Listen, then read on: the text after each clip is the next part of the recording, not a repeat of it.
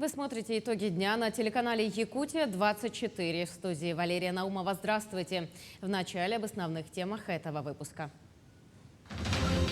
Пенсии в повышенных размерах доставляются всем получателям республики. С начала месяца в Якутии более 186 тысячам пенсионерам повышены пенсии. В Якутске оценили воздействие мусороперегрузочной станции на окружающую среду.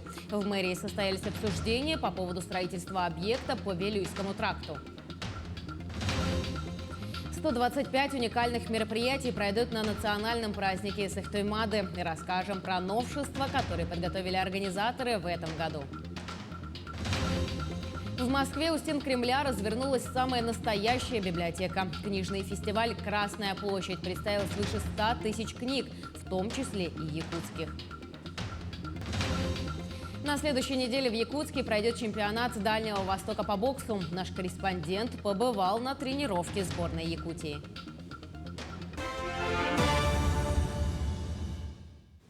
Начнем наш выпуск с пожарной обстановки в республике. На сегодня действует 3 лесных пожара.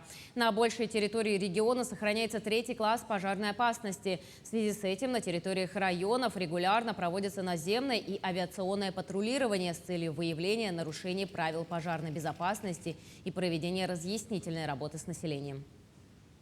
Пожар, который начинался с 0,4, и когда мы, казалось бы, среагировали, и сил и средств было достаточно, но при порыве ветра пожар разгорелся и взял довольно большую площадь. И здесь мы смотрим, что при труднодоступных условиях и техника ломается, и, понятное дело, при длительности работы, конечно, у людей тоже, понятное дело, силы истекают. Главный государственный санитарный врач Якутии Маргарита Игнатьева подписала постановление об отмене обязательной вакцинации против COVID-19. Новое постановление означает, что теперь отсутствие прививок от COVID-19 не повлечет за собой отстранение от работы отдельных категорий граждан. Сама же вакцинация как была добровольной для всех, так и остается. Отмечается, что через полгода после получения прививки и перенесенного заболевания иммунитет угасает, а через год он может пропасть совсем. Поэтому необходимо обязательно проходить ревакцинацию. В случае ухудшения эпидемиологической ситуации будет принято новое постановление главного санитарного врача Якутии. С 1 июня в Якутии более 186 тысячам пенсионерам повышены пенсии. Пенсионный фонд с 1 июня проиндексировал на 10% выплаты. В эти дни пенсии в повышенных размерах доставляются всем получателям республики через почтовые отделения и банки. В связи с индексацией увеличены все виды пенсий, выплачиваемые пенсионным фондом. Это страховые и пенсии по государственному обеспечению, включая социальные. В Якутске оценили воздействие мусороперегрузочной станции на окружающую среду. Так, в мэрии города состоялись общественные обсуждения по поводу строительства объекта на земельном участке по Вилюйскому тракту. Продолжит Сырглана Неустроева. Сегодня республика не может похвастаться успехами в области обращения с ТКО. Якутский полигон ежегодно горит, отравляя едким дымом столицу. А объемы отходов, которые ежегодно свозятся в это место, уже давно беспокоят экоактивистов и не только. Именно поэтому строительство мусороперегрузочной станции в Якутске – один из важнейших шагов к решению мусорной проблемы. Данный объект мусороперегрузочной станции с элементами сортировки города Якутска реализуется в рамках национального проекта «Экология» федеральной программы создания комплекса системы обращения с твердыми коммунальными отходами. Реализуется путем применения механизма концессионного соглашения. Больше 1/3 отходов, которые сегодня идут на захоронение, будут уменьшены, и таким образом будет снижение влияния на окружающую среду. Известно, что мощность станции составит до 150 тысяч тонн ТКО в год. Так называемые хвосты от переработанного вторсырья будут увозиться на новый полигон для захоронения. Это, по словам экспертов, позволит уменьшить объем транспортируемых отходов и увеличить срок эксплуатации полигонов. Наша станция, она является элементом экологии, да, то есть мы тем самым от всего твердого коммунального отхода, выбирая полезные фракции, мы обеспечим вторичную жизнь для вторичного сырья. Еще один плюс проекта – производство альтернативного топлива. Прогнозное количество сырья для производства составит порядка 21 тысячи тонн в год. Прибавим к этому расчетную массу сырья, идущего на вторичную переработку, и получается, что уже около 40 тысяч тонн отходов не отправится на мусорный полигон. К слову, в среднем эта масса достигает более 100 тысяч тонн в год. Разница звучит незначительно, но в сравнении просто поражает. Только представьте, огромная куча мусора, то и дело горящая практически стихийно, и стройно сложенные и спрессованные кубы непригодного для переработки сырья. Главное, чтобы реализация не подкачала. Саргалана Неустроева, Артем Алексеев, Якутск. Прием документов на бюджетные места вуза региона начнется после 20 июня. Всего на следующий учебный год выделено 6115 бюджетных мест. Завершение приема документов 25 июля. Зачисление абитуриентов, которые имеют приоритетное право, победители олимпиад, поступающие вне конкурса и в рамках целевого поступления, начнется 30 июля. Основной этап зачисления по общему конкурсу стартует 9 августа. Стройотряды готовятся к летнему сезону. В Якутском коммунальном строительном техникуме 60 бойцов проходят профессиональную подготовку штукатура 3-го разряда. В мае техникум выиграл грант молодежной общероссийской общественной организации «Российские студенческие отряды». Подробнее о том, как проходит обучение, смотрите в материале Светланы Амосовой. В актовом зале Якутского коммунально-строительного техникума десятки студентов слушают лекции от разных преподавателей. Обучение началось еще в конце мая. В отделочной мастерской уже собственноручно бойцы пробуют применить все теоретические знания на практике. Алгыс Петров учится в колледже инфраструктурных технологий. Он заинтересовался данной возможностью и с воодушевлением записался в ряды. Говорит, что желание работать становится все больше. Хотел бы и в дальнейшем обучиться более сложным вещам, например, каменной кладке. Эта профессия востребована, и в дальнейшем можно, спокойно можно, если я закончу учебу, я могу спокойно найти для себя подходящую работу по профессии. Профессиональную подготовку проходят 60 бойцов из разных образовательных организаций Якутска, в том числе и 8 девушек. Благодаря полученному гранту в размере около 800 тысяч рублей студенты обучаются бесплатно. Сама программа она нацелена на то, чтобы поддержать студенческие ряды, чтобы повысить их конкурентоспособность на рынке труда. И если так смотреть, то наши ребята, они пользуются спросом среди работодателей. И, получая специальность, они имеют больше конкуренцию и будут работать, думаю, в капитальном ремонте школ, в промышленных объектах, строительных компаниях. Грант по обучению бойцов строительного отряда в этом году проводился впервые. В настоящее время в Якутии строится множество объектов, где не хватает сотрудников. Поэтому в начале июля студенты сразу приступят к работе. Сейчас, если смотреть по потребности кадров в строительной отрасли, очень большая. Сейчас не хватает каменщиков, не хватает бетонщиков.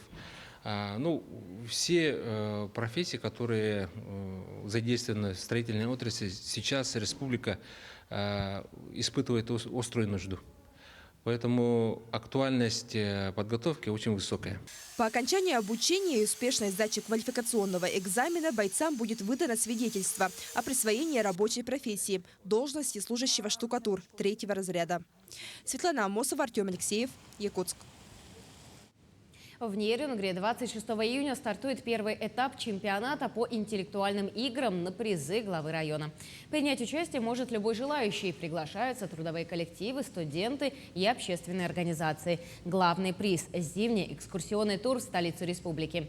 Идея провести такое мероприятие родилась в конце прошлого года. Организаторы коммерческого проекта интеллектуально-развлекательной игры «Квизатлон» провели маркетинговое исследование, которое показало, что около 80% респондентов не знают, где им реализовать свой интеллектуальный потенциал.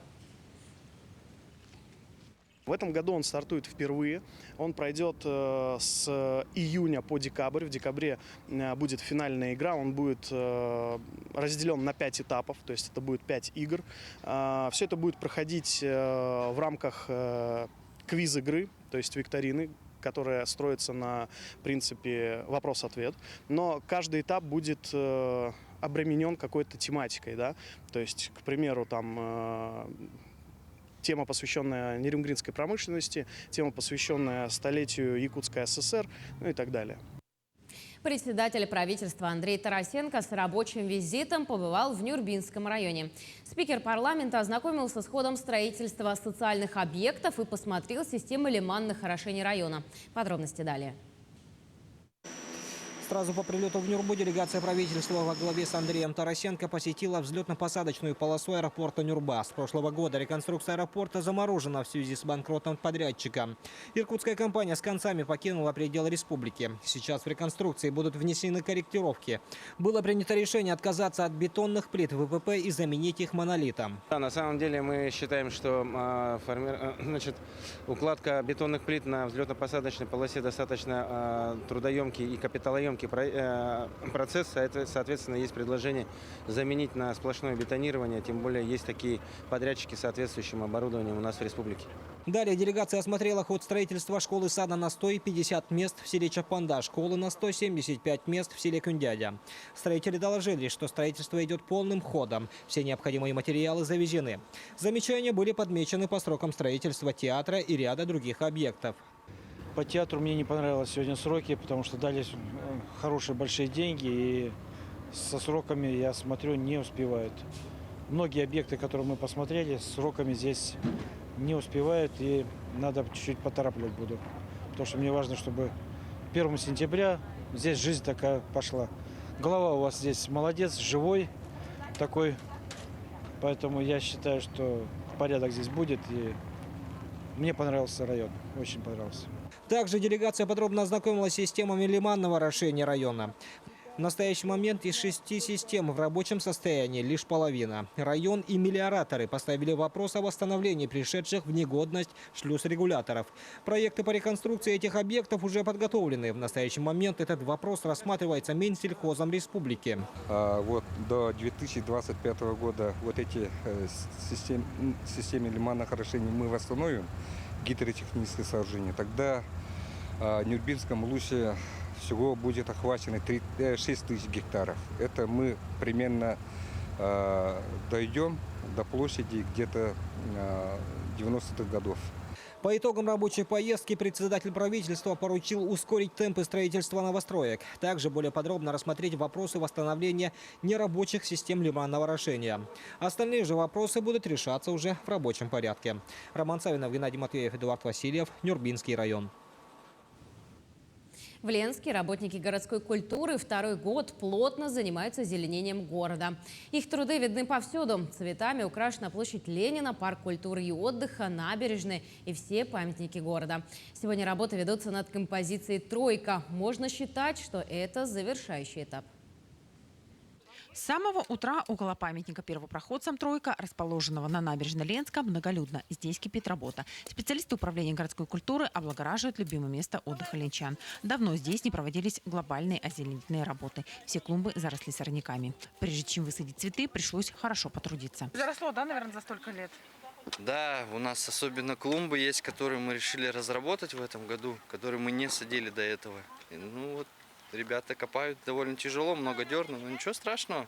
Мужчины подготавливали клумбы, а женщины высаживали цветы. В этом году саженцев гораздо больше, чем в прошлом. И надо сказать, что сортов настолько много, что все не перечесть. Мы планируем высадить медоносы, бархатцы, петунью, лен, фацелию, эшольцию. Это цветы, они хорошо произрастают в наших условиях, наращивают хорошую зеленую массу и порадуют еще нас цветами и ароматом.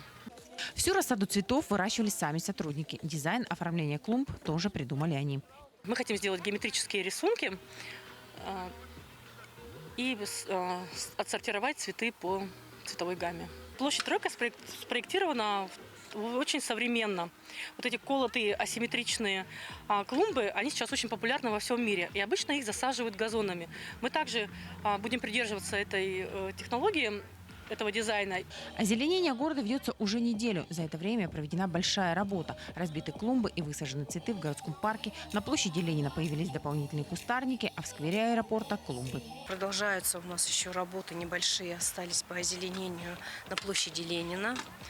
Там мы придумали такую композицию, значит, чтобы цветы были буквами выложены. Это надпись «Ленск» и 2022 год. Вот на сегодня Ленск уже высажен, а 2022 год мы, думаю, посадим, скорее всего, завтра. Пока, конечно, все высаженные цветы еще совсем слабые, но через несколько дней они приживутся и постепенно разрастутся пышными кустами. Благодаря появившимся клумбам наш город заметно повеселел и преобразился, стал комфортнее, а благоухающий запах, исходящий от этой красоты, не оставляет равнодушным никого. Светлана Болеева, Виталий Андреев, Ленск. 125 уникальных мероприятий пройдут на национальном празднике Сыхтуймады. В национальном празднике ожидается участие гостей из зарубежных стран и регионов России. В данное время в местности Усть-Хатын идут ремонтно-восстановительные работы. В этом году Тюсюльге для проведения обрядовых церемоний будут обновлены и расширены для удобства горожан. Одно из новшеств Эссеха этого года – организация палаточного городка на 1000 мест, который будет благоустроен. Для удобства горожан и гостей столицы с автобусной остановки Усть-Хатын до палаточного городка будет курсировать бесплатный шаттл туда и обратно. Палаточный городок будет находиться недалеко от центра. К слову говоря, 25 и 26 июня муниципальные автобусы будут осуществлять перевозку пассажиров от автовокзала до местности Усть-Хатын. Стоимость проезда составит 50 рублей. Горожан будут возить 20 новых автобусов с кондиционером, которые были закуплены этой весной. Кроме того, по маршруту Медцентр Усть-Хатын 25 и 26 июня будут курсировать 50 автобусов некоммерческой организации «Союз Авто». Их тариф на проезд также составит 50 рублей. Целых 4 дня сердце Москвы билось по-особенному. Ритма в жизнь города добавил грандиозный книжный фестиваль «Красная площадь». С 3 по 6 июня у стен Кремля развернулась самая настоящая библиотека. Там представили свыше 100 тысяч книг.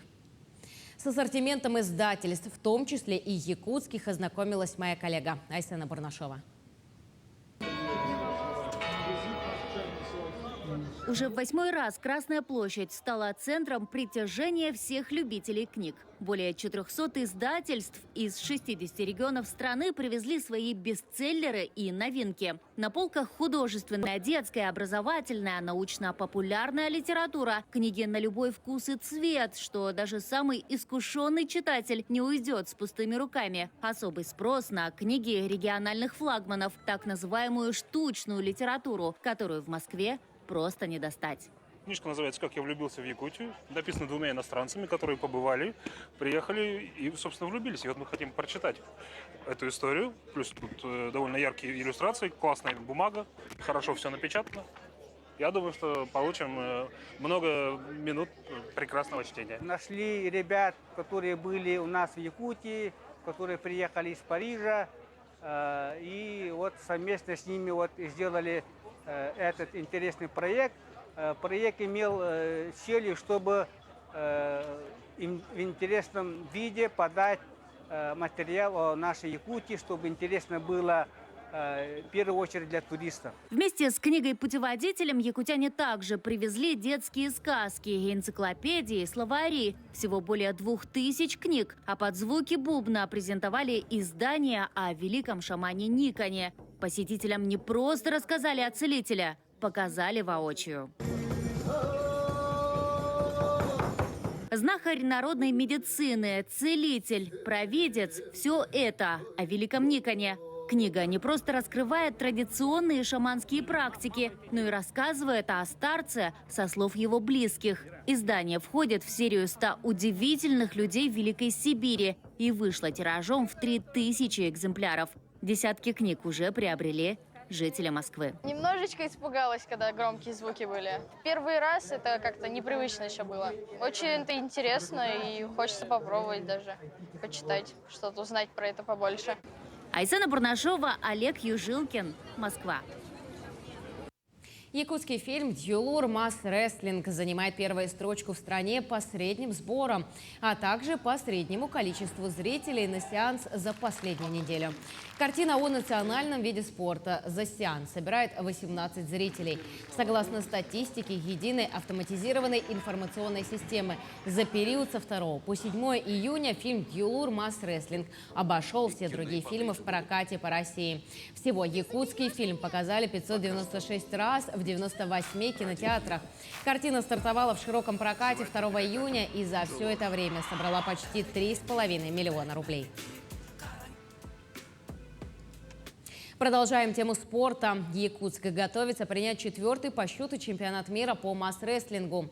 Событие посвящено столетию Якутской ССР. В состязании примут участие более 40 команд. На том, как проходят сборы якутских спортсменов, в сюжете Марии Кардашевской. Именно с этих слов начнется масштабное спортивное событие, которое состоится этим летом в Якутске. 4-й чемпионат мира по масс-рестлингу. Еще 20 лет назад мы и подумать не могли, что наш национальный вид спорта выйдет за пределы республики и завоюет мировое призвание. А уже сейчас в Федерации масс-рестлинга есть в десятках стран, а лучшие спортсмены выявляются на чемпионатах мира. Совсем скоро на якутский помост выйдут более 200 маджингы из 47 стран мира. Основной костяк сборной России традиционно состоит из якутских спортсменов. Команда в данный момент проходит завершающий этап подготовки. 14 весовых категорий вообще. Из 14 весовых категорий в 11 будут выступать якутские спортсмены. И в 3 весовых категориях будут участвовать спортсмены Центральной России. Еще плюс одна спортсменка будет участвовать на абсолютном чемпионате. Право оспаривать медали чемпионата мира получают сильнейшие спортсмены, которые прошли отборочные состязания и длительный тренировочный лагерь. Естественно, практически у всех участников грядущего турнира богатый послужной список. 3-й чемпионат мира проводился у нас в Якутии. Я там выступала в категорию 55. Заняла первое место. Основная соперница у меня из Венгрии и из Киргизии. Подготовка проходит хорошо, все идет по плану, условия очень хорошие, плюс помогает очень дружеская атмосфера в сборной. В распоряжении наших спортсменов имеется инновационный станок-тренажер, который создан в Якутске специально для тренировок по этому виду спорта. Спортсмен садится, упираясь ступнями в доску упора платформы, хватается за поперечную ручку и начинает выполнять тренировочные движения, вытягивая ручку тренажера в разные стороны. При этом нагрузку создает пружиненная тяга. На этом тренажере спортсмен может заниматься как один, так и с тренером для создания дополнительной нагрузки. Мария Кардашевская, Джулос Иннокентьев, Якутск. Если чемпионат мира по масс-рестлингу состоится только в конце месяца, то уже на следующей неделе сильнейшие боксеры Дальнего Востока приедут в Якутск, чтобы выйти на ринг в боях чемпионата ДВФО. Нашу республику представят 42 спортсмена в различных весовых категориях. Наши спортсмены настроены только на победу и призовые места, хотя и признают, конкуренция на ринге будет очень серьезной. На тренировке сборной команды Якутии побывал наш корреспондент Александр Хавренко. В 3-й раз за историю российского бокса Якутия примет чемпионат Дальнего Востока по боксу. Сильнейшие спортсмены со всего округа приедут в столицу республики, чтобы определить лучших из лучших, которые попадут в сборную страны.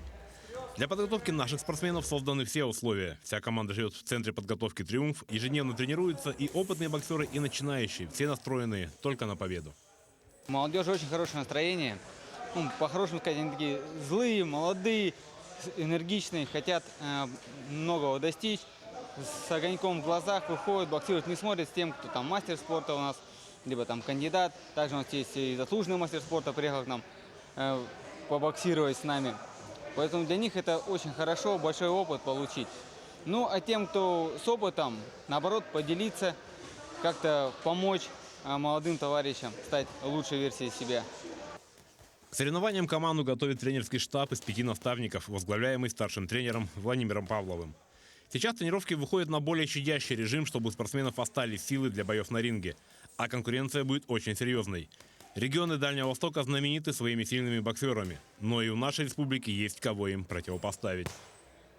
В нашей команде лидеры – это заслуженный мастер спорта России Василий Егоров, а также у нас боксеры, которые боксируют давно, опытные, это Айтал Дьяконов, Михаил Варламов, Михаил Парнюков, Николай Григорьев. И еще молодые ребята, которые им ни в чем не уступают и конкурируют на равных и хотят во всей красе себя показать на этом чемпионате. Конечно же, чемпионат не обойдется без знаменитых гостей из мира бокса.